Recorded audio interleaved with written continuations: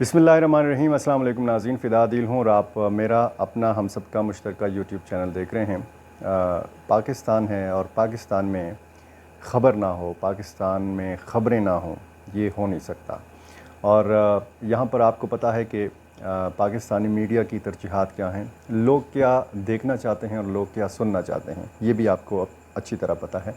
मेरी इस चैनल के ज़रिए कोशिश ये होती है कि मैं सिक्योरिटी के मामलात के हवाले से आपसे ज़्यादा बात कर सकूं और ख़ुसूसन पाकिस्तान के बाहर क्या हो रहा है और पाकिस्तान के बारे में क्या सोचा जा रहा है, ख़ुसूसन इस ख़ित्ते के बारे में जिसमें अफ़गानिस्तान भी शामिल है। और बहुत सारे मेरे नाज़रीन ने गिला किया है कि आप सिर्फ़ अफ़गानिस्तान के हवाले से बात क्यों करते हैं। अफ़गानिस्तान में क्या हो रहा है ये पाकिस्तान में मुकीम जो लोग हैं, जो पाकिस्तानी शहरी हैं या जो अफ़गान शहरी हैं, ये जानना उनका हक़ है। पाकिस्तान में क्या हो रहा है, ज़ाहिर है कि ये दुनिया भर के वो लोग जो पाकिस्तान में दिलचस्पी रखते हैं, ये उनका जानने का हक़ है कि वो जानें कि पाकिस्तान में क्या हो रहा है। चूँकि मीडिया की तरजीहात कुछ और हैं, तो इसलिए मेरी कोशिश होती है कि मैं बहुत सारे वो मामलात आपके सामने ना रखूं जो ऑलरेडी आपको पता भी है, ऑलरेडी पाकिस्तानी मीडिया उस पर बात भी करता है और बहुत सारे जो यूट्यूब क्रिएटर्स हैं ये उन पर बात कर भी चुके हैं। अब कुछ मामलात ऐसे होते हैं कि उन पर तबसरा बनता है, उसका तस्करा बनता है। जैसे आप देख लें कि पंजाब में एक बड़ा वाक़या हुआ। कच्चे के जो डाकू हैं, इन्होंने मचका के इलाके में तबाही पेड़ दी, 11 पुलिस एहलकारों को शहीद कर दिया, बाकायदा रॉकेट से हमला करके। अब ये डाकुओं के पास रॉकेट कहाँ से आ गए? पंजाब पुलिस हो या सिंध पुलिस हो, डाकुओं के आगे ये इतना बेबस क्यों है?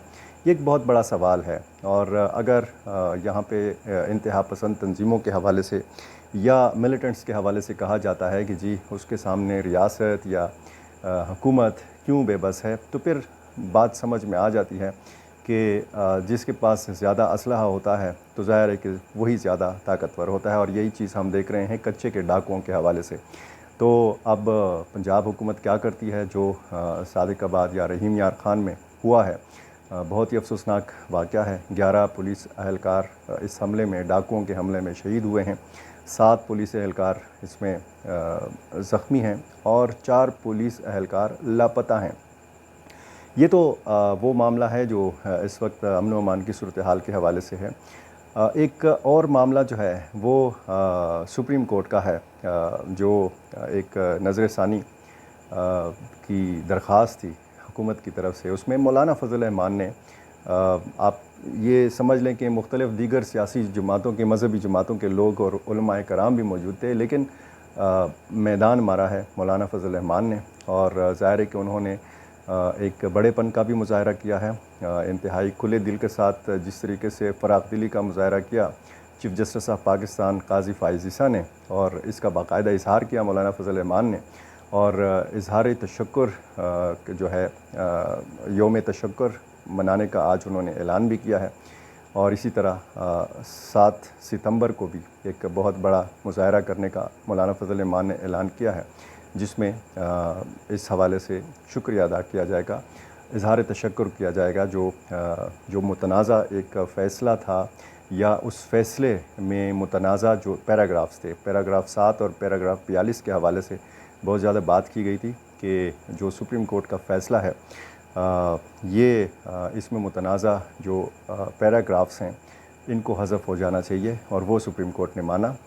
अब ज़ाहिर है कि मुख्तलिफ़ लोग जिस हवाले से पहले तनकीद करते थे, अब कुछ लोग अब इस फ़ैसले के हवाले से भी तनकीद कर रहे हैं कि किस कानून के तहत, किस हैसियत में काज़ी फ़ाइज़ ईसा ने, चीफ़ जस्टिस ऑफ पाकिस्तान ने, ये नया फ़ैसला जो है ये सादिर फरमाया है। तो पाकिस्तान है, तरह तरह की यहाँ पे चीज़ें होती हैं, लेकिन एक बहुत बड़ी कामयाबी है कादियानियों के ख़िलाफ़ मज़हबी जमातों की, और मज़हबी जो तबक़ात हैं उनका जो एहतजाज था वो रंग लाया है। पिछले दिनों आपने देखा होगा कि इस्लामाबाद में उन्होंने भरपूर मुज़ाहरा किया, वो बाकायदा रेड ज़ोन में दाखिल हो गए और बहुत ज़्यादा प्रेशर भी था सुप्रीम कोर्ट ऑफ पाकिस्तान के हवाले से। और आप देखें कि बाकायदा मौलाना फ़ज़ल रहमान ने कहा है कि दाद बनती है चीफ़ जस्टिस ऑफ पाकिस्तान के लिए। उन्होंने खुले दिल के साथ, फ़राग़ दिली के साथ इस सारे केस को सुना और समझा, और ना सिर्फ उलमाए कराम से समझा बल्कि जो एक मुतनाज़ा चीज़ थी उस फ़ैसले में उसका एतराफ़ भी किया और उसको निकालने में भी जो है अपना हुक्म सादिर किया और वो फ़ैसला सुनाया। एक और एक बड़ा मामला जो है वो तहरीक इंसाफ के कारकुनों को दरपेश हुआ है। पिछले दिन के लिए यानी 22 तारीख़ को एक बहुत बड़ा जलसा इस्लामाबाद में तरनोल के मकाम पर करने का ऐलान किया गया था। बाकायदा ये कहा गया था कि जलसा होगा, हर सूरत होगा, हर कीमत पर होगा, और अगर जलसा नहीं हुआ तो फिर हमें चूड़ियाँ पहननी चाहिए। ये मुख्तलिफ़ लीडर्स ने कहा। शेर अफजल मरवत की गिरफ़्तारी हुई, पेशावर के MNA आमिर अयूब की गिरफ़्तारी हुई, साबिक़ उम्मीदवार जो हैं शहाब एडवोकेट की गिरफ़्तारी हुई। कहा गया है कि 38 कारकुन जो हैं ये गिरफ़्तार हुए इस मौका पर। और ये जो ऐलान किया गया है तहरीक इंसाफ की क़यादत की जानिब से, इस पर बड़ी लेदे हो रही है, बड़ी लान तान हो रही है। बल्कि इस किस्म के अल्फाज में इस्तेमाल नहीं किया करता हूँ, लेकिन बाकायदा लान तान हो रही है तहरीक इंसाफ के कारकुनों की तरफ से तहरीक इंसाफ की क़यादत के ऊपर। वो क़यादत कि जिसको शायद फ़ैसलों का इख्तियार नहीं है। फ़ैसलों का इख्तियार आपको पता है इमरान ख़ान के पास है, और इमरान ख़ान के हवाले से ये कहा गया है कि ये जलसा उनके अहकामात के तहत मनसूख़ किया गया है। सुबह 7 बजे मुलाकात होती है, एक शकूक भरी मुलाकात होती है, और उसके बाद फिर ये फ़ैसला सुनाया जाता है। और ये भी सुनने में आ रहा है कि ये बड़ी कंट्रोल्ड मुलाकात थी, यानी उसमें कुछ लोग ऐसे मौजूद थे कि जिन्होंने शायद मजबूर किया इमरान ख़ान को कि आप इस फ़ैसले का ऐलान करें, और ये तहरीक इंसाफ के कुछ लोगों की मौजूदगी में हुआ है। अब अगर हकीकी आज़ादी की बात करें, इमरान ख़ान की रिहाई की तहरीक की बात करें, तो इससे पहले भी कारकुनों का जो खून है वो गरमाया जा चुका है। बार बार उनको बुलाया जाता है, बार बार जलसा मनसूख़ किया जाता है, तारीख़ पे तारीख़ दी जाती है।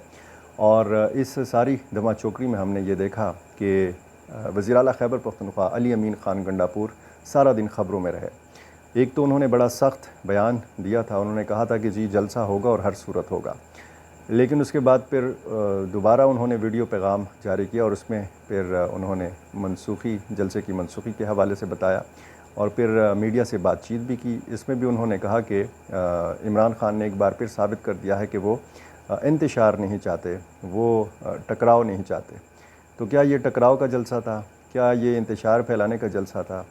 अली अमीन ख़ान गंडापुर की एक वीडियो भी बड़ी वायरल है जिसमें वो 5-5 हज़ार के नोट तकसीम कर रहे हैं, और उसका भी मजाक उड़ाया जा रहा है। कहा जा रहा है कि जी जलसा तो नहीं हुआ, आप ये 5-5 हज़ार रुपये पकड़ लें और घर जाएं। तो ये एक ऐसी सूरत हाल है कि जिसकी बड़ी ज़्यादा आप कह सकते हैं कि तहरीक इंसाफ की सुबकी हुई है।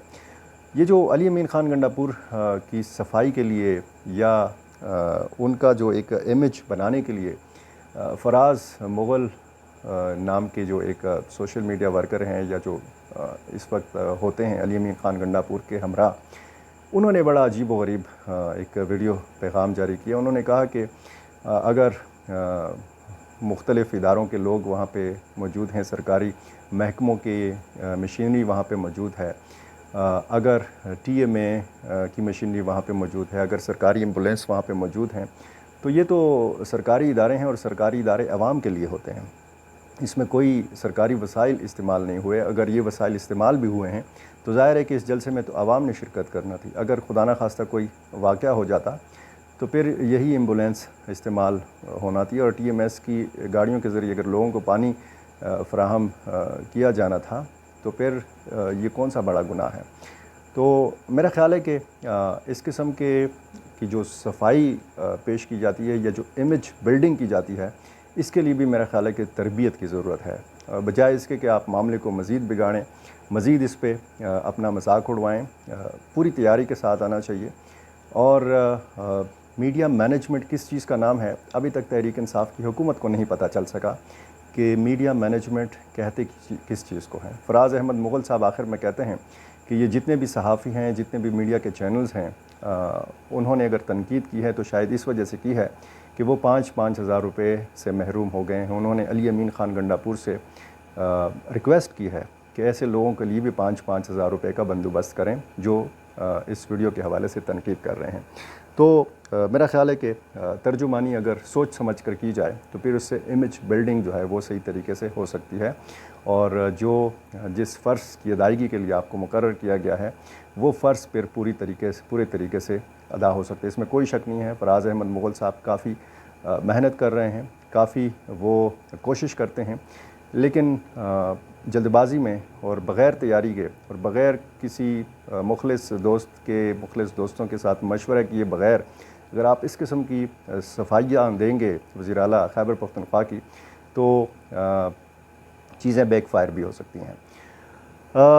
افغانستان کا معاملہ رہ گیا آج۔ افغانستان کا معاملہ کیسے رہ سکتا ہے؟ ایک بہت بڑی سفارتی کامیابی حاصل کی ہے افغان طالبان نے، اور وہ یہ کہ بدر الدین حقانی جو ہوتے تھے متحدہ عرب امارات میں، اور یہاں پر جو طالبان کا دفتر ہے اس کے ایک اہم ذمہ دار بھی تھے، ان کو سفیر مقرر کیا گیا ہے افغانستان کی جانب سے متحدہ عرب امارات کے لیے، اور باقاعدہ سفارتی جو ڈاکومنٹس ہیں وہ منظور کر لیے ہیں، وہ وصول کر لیے ہیں متحدہ عرب امارات کی قیادت میں۔ جس طریقے سے چین نے سفارتی کاغذات منظور کیے تھے بلال کریمی کے، اسی طرح متحدہ عرب امارات نے سفارتی کاغذات اسناد جو ہیں وہ قبول کی ہیں افغان سفیر کے، اور بدر الدین حقانی ایک منجے ہوئے جو ہیں وہ رہنما ہیں طالبان کے، سفارت کے شعبے میں وہ کس مہارت کا مظاہرہ کریں گے یہ مستقبل میں پتہ چلے گا، لیکن چین کے بعد اگر متحدہ عرب امارات نے بھی یہ ایک سٹیپ اٹھا لیا ہے تو ایک بہت بڑی سفارتی کامیابی اس کو کہا جا سکتا ہے۔ متحدہ عرب امارات آپ کو پتہ ہے کہ جب افغان طالبان پہلی دفعہ برسر اقتدار آئے تھے تو 3 ممالک نے ان کو باقاعدہ طور پر بطور حکومت تسلیم کیا تھا، اس میں پاکستان، متحدہ عرب امارات اور سعودی عرب شامل تھے۔ آج کوئی بھی ملک ایسا نہیں ہے، چاہے وہ غیر اسلامی ملک ہو چاہے وہ اسلامی ملک ہو، کسی بھی ملک نے امارات اسلامی افغانستان کو باقاعدہ طور پر تسلیم نہیں کیا۔ مختلف ممالک کے ساتھ افغان طالبان کے سفارتی تعلقات ہیں، تجارتی تعلقات ہیں، اور یہ تعلقات بڑھ رہے ہیں، لیکن باوجود اس میں آپ کو پتہ ہے مختلف ویڈیوز میں اس پر روشنی ڈال چکا ہوں کہ کیوں مختلف ممالک جو ہیں وہ ممالک جو بہت قریب بھی سمجھے جاتے ہیں انہوں نے افغان طالبان کی حکومت کو تسلیم نہیں کیا۔ تو بتدریج یہ کامیابیاں افغان طالبان کی جاری ہیں، اور جو بھی اس حوالے سے نئی ڈیولپمنٹس ہوتی ہیں، پاکستان کی ہوں افغانستان کی ہوں، دونوں ملکوں کے آپس کے معاملات ہوں، تو میری کوشش ہوتی ہے کہ میں آپ کے سامنے رکھ سکوں۔ آپ نے اگر میرا چینل ابھی تک سبسکرائب نہیں کیا تو یہ بھی کر لیجئے، کمنٹس ضرور کیجئے، لائک بھی کیجئے اور دوستوں کے ساتھ شیئر بھی کیجئے۔ بہت شکریہ۔